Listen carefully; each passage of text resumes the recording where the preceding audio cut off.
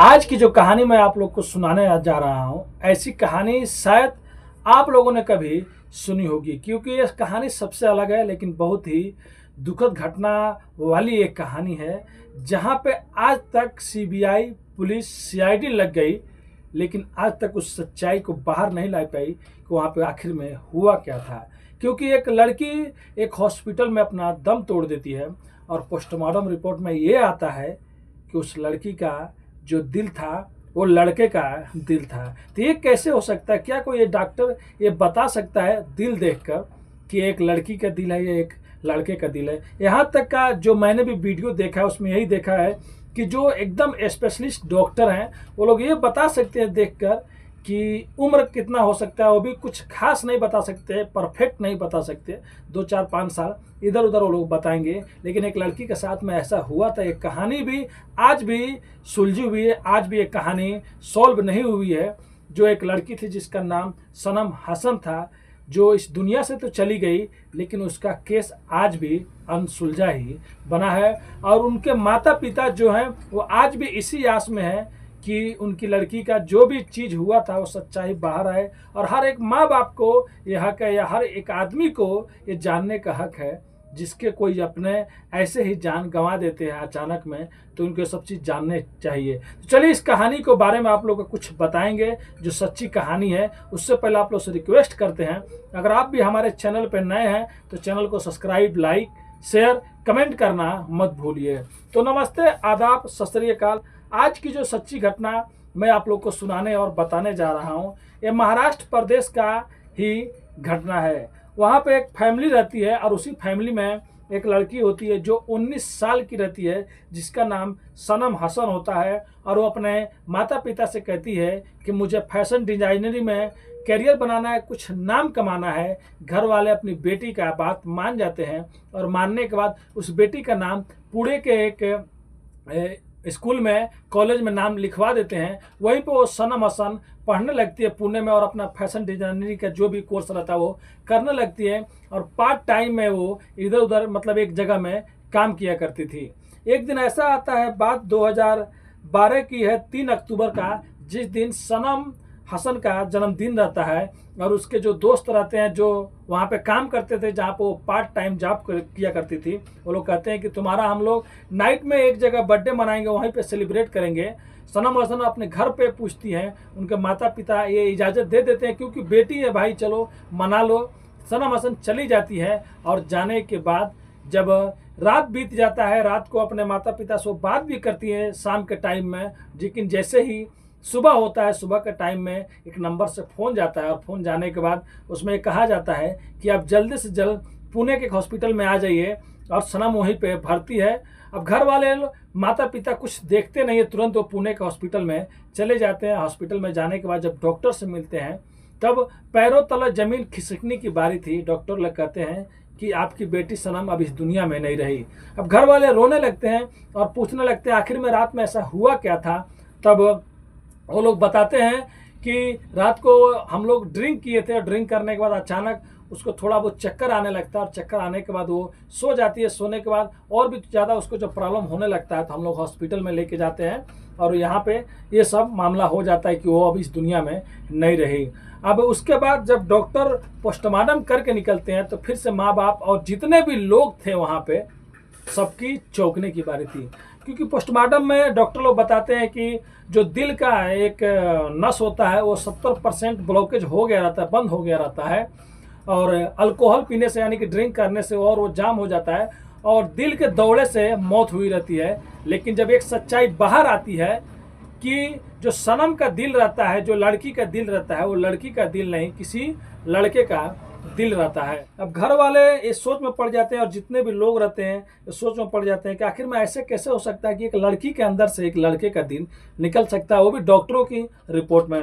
अब घर वालों को कुछ अनहोनी लगता है, तुरंत घर वाले लोकल पुलिस थाने में जाके एफआईआर लिखवा देते हैं। और एफआईआर लिखवाने के बाद पुलिस अब जांच में जुट जाती है, लेकिन पुलिस के हाथ भी कुछ नहीं लगता है क्योंकि पोस्टमार्टम रिपोर्ट में साफ साफ लिखा रहता है। और जहाँ जहाँ सनम हसन गई रहती है वहाँ पर भी जाके ये लोग चेक करते हैं, लेकिन ज़्यादा कुछ हाथ नहीं लगता है। उसके बाद पुलिस भी अपने हाथ झाड़ लेती है। तुरंत घर वाले एक मुहिम चलाते हैं और मुहिम चलाने के बाद एक केस सीआईडी को दे दिया जाता है जो महाराष्ट्र की होती है। अब सीआईडी इस केस को देख रही होती है और सीआईडी देखते देखते अब वो भी जांच पड़ताल करने लगती है, लेकिन सीआईडी के भी हाथ ज़्यादा कुछ नहीं लगता है। उसके बाद अब सीआईडी से भी ये केस निकल जाता है, लेकिन मुहिम चलते रहता है सनम हसन को इंसाफ दिलाने के लिए, क्योंकि घर वालों को ऐसा लगता है कि उनकी बेटी के साथ में कुछ गलत हुआ है, कुछ अनहोनी हुआ है। क्योंकि जो फुटबॉल की प्लेयर थी, जो एकदम फिट थी, जिसको कभी कुछ हुआ ही नहीं था, वो कैसे उसका मतलब दिल का जो 70% नसें ब्लॉकेज हो जाएंगी और कैसे उसके अंदर से एक लड़के का दिल निकल जाएगा। उन लोगों को लगता है कि ये बहुत बड़ी साजिश है और इंसाफ मिलना चाहिए।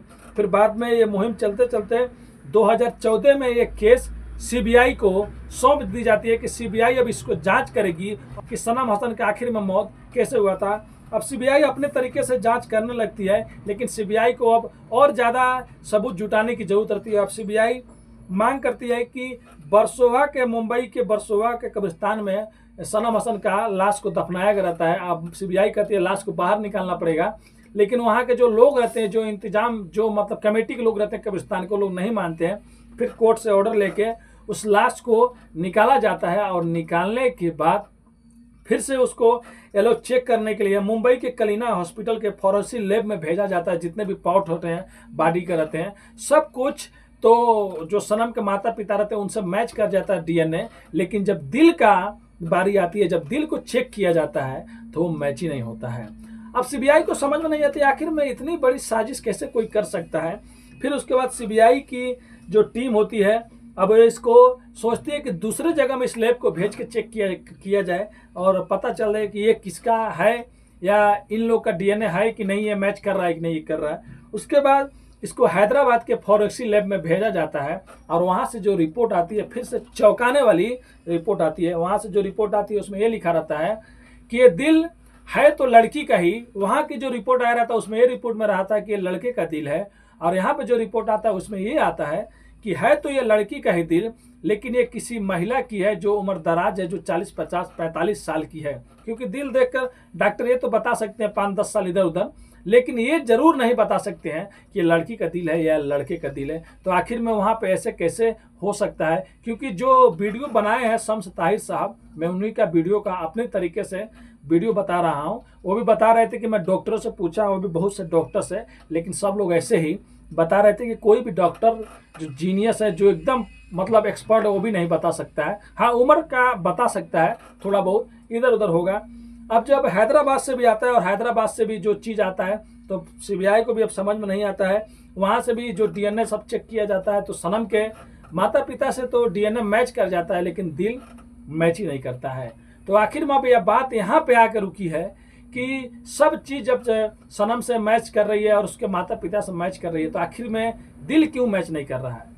क्या सच में वो किसी लड़के का दिल है तो किसका है? लेकिन जब बाद में सीबीआई और पता लगाती है तो पता चलता है कि जब 3 अक्टूबर 2012 को जब सनम का मतलब सुबह सुबह में डेथ हो जाता है जिस हॉस्पिटल में, जिस हॉस्पिटल में इसका पोस्टमार्टम होता है, वहाँ पे एक और नहीं कुल मिला के 4 और बॉडी पड़ी रहती है। जिस मैचुरी में, जिस हॉस्पिटल में, मुर्दा घर में लाश पड़ी रहती है, 4 में से 3 फीमेल का होती है और 1 मेल का होता है और 1 सनम रहती है। मतलब कुल 5 बॉडी रहता है। तो हो सकता है कि डॉक्टरों की लापरवाही से वो चेंज हो गया होगा, क्योंकि वहाँ पे तो वीडियोग्राफी हुई नहीं थी।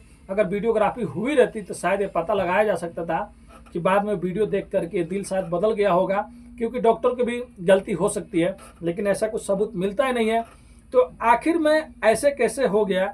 और बाद में वहाँ पे एक एफआईआर भी होता है जो 2003 में जो लड़के रहते हैं, जो सनम के जो दोस्त होते हैं, एक नाम रहता है एक लड़के का मुनीस, उसको गिरफ्तार किया जाता है। लेकिन उससे अच्छे से पूछताछ होती है, लेकिन बाद में कुछ भी मतलब सामने नहीं आता है। फिर उसको भी जमानत पे छोड़ दिया जाता है। लेकिन आज भी सनम हसन का केस वैसे ही अनसुलझी हुआ है। और बाद में पुलिस और भी लोगों से बात करती है, और भी तरीके से बात करती है, लेकिन कुछ भी पुलिस के सामने कुछ भी चीज़ नहीं आता है। अगर अब मान लिया जाए कि चलो सनम का दिल की जगह पे दूसरे का दिल था, तो अगर कोई आदमी जिंदा है, अगर उसका ऑपरेशन हो रहा है, दिल खोला जा रहा है, तो उसको फिर सिलाई करने के बाद मतलब ऑपरेशन होने के बाद भी कई महीनों तक निशान रहता है, उसके बाद वो निशान मिट जाता है। लेकिन अगर किसी मुर्दा के साथ में ऐसा किया जाए, वो भी 1 दिन बाद जब पुलिस देखेगी तो पक्का है कि वो जख्म भरा रहेगा, लेकिन यहाँ पे ऐसा कुछ नहीं था। तो कैसे आखिर में ऐसे हो गया। लेकिन जो मुंबई की कलीना जो हॉस्पिटल है वो अपनी फरोशी में ये कहती है कि एक लड़के का दिल है, और हैदराबाद की जो फरोशी टीम है वो कहती है एक महिला की है, लेकिन वो एजेड है। तो आखिर में माने तो किसकी माने, लेकिन आज भी एक केस अनसुलझी है। तो सोच सकते हैं कैसे एक लड़की जो 19 साल की रहती है, जिसका कभी कुछ प्रॉब्लम हुआ ही नहीं था, और वह अचानक डॉक्टर लोग कहते हैं कि 70% उसकी नसें ब्लॉकेज रहती है, और इसके वजह से अल्कोहल लेने से वजह से उसकी जान चली जाती है। और माँ बाप का ये दावा है कि उनकी लड़की के साथ में ज़रूर ये गलत हुआ है, मर्डर हुआ है, और लड़की के साथ में रेप भी हुआ था। क्योंकि उस मेडिकल जो जांच हुआ था, जो पोस्टमार्टम में जो रिपोर्ट आया था, उस रिपोर्ट में भी ये आया था कि उस लड़की के साथ में कुछ मतलब हुआ था, लेकिन ये मर्जी से हुआ था या मतलब बिना मर्जी के हुआ था, ये चीज़ तो कोई नहीं बता सकता था। लेकिन घर वाले आज भी इसी आस में लगे हुए हैं, जो मुंबई में रहते हैं, कि उनकी बेटी को इंसाफ मिलेगा। आज कम से कम 13-14 साल हो गए हैं, और आप लोग सोच सकते हैं जिस माता पिता के ऊपर क्या गुजर रही होगी। मतलब ये जो भी चीज़ हुआ है, इस केस को खुलासा होना चाहिए। और आज भी सीबीआई इस केस में उलझी हुई है कि सीबीआई केस को देख रही है। अब केस कब सुलझेगा, कब मतलब खुलासा हो गया तो मालूम नहीं, लेकिन हर किसी को ये जानने का हक है, जिसके भी घर वाले या जिसके भी कोई अपने इस तरीके से जान गंवा देते हैं, और उनको ये लगता है कि नहीं ये मर्डर है या कुछ गलत हुआ है, तो उसका पर्दाफाश होना चाहिए। क्योंकि एक लड़की जो ऐसी थी जिसको कुछ बीमारी नहीं था, वो कैसी इस दुनिया से चली गई। तो ये थी सनम हसन की कहानी, जो अपने दोस्तों के साथ में पार्टी मनाने गई थी, और सुबह में घर वालों को फ़ोन जाता है कि हॉस्पिटल आ जाओ, और हॉस्पिटल में जाने के बाद पता चलता है कि उनकी लड़की अब इस दुनिया में नहीं रही। और बाद में पोस्टमार्टम जो रिपोर्ट आता है उसमें और भी चौंकाने वाली खबर आ जाती है। तो जो ये वीडियो बनाया है शम्स ताहिर साहब, वो खुद कई डॉक्टरों से बात किए हैं कि क्या ऐसे में हो सकता है, तो नहीं, ऐसा नहीं हो सकता। किसी का दिल जब निकाल के दूसरे के दिल में, मतलब हार्ट ट्रांसप्लांट के बारे में आप लोग जरूर सुने होंगे, तो वहाँ पे एक्सपर्ट डॉक्टर होते हैं, बहुत ज़्यादा टाइम लगता है, उसके बाद ये सब चीज़ होता है। लेकिन यहाँ पे आखिर में क्या हुआ था, अगर ये कोई साजिश होगी तो इतनी बड़ी, इतनी नीच वाली कोई साजिश कैसे कर सकता होगा। लेकिन अगर डॉक्टरों की लापरवाही होगी तो अब वीडियोग्राफी हुई नहीं है, तो सच्चाई कैसे आएगी।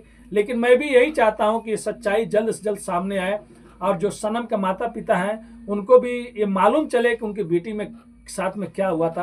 क्योंकि यार मैं हूं या कोई भी हो, किसी के भी साथ में ऐसा अनहोनी, ऐसी घटनाएं नहीं घटनी चाहिए। लेकिन ऊपर वाला सनम को जन्नत अता करे और उनके घर वालों को सब्र अता करे। लेकिन जो भी सच्चाई है वो बाहर आना चाहिए। तो बस आज की कहानी यही थी दोस्तों। कहानी सुनाने का उद्देश्य किसी का भी दिल दुखाना नहीं है, किसी को भी ठेस पहुंचाना नहीं है। बस आप लोग को जागरूक करना है, सचेत करना है।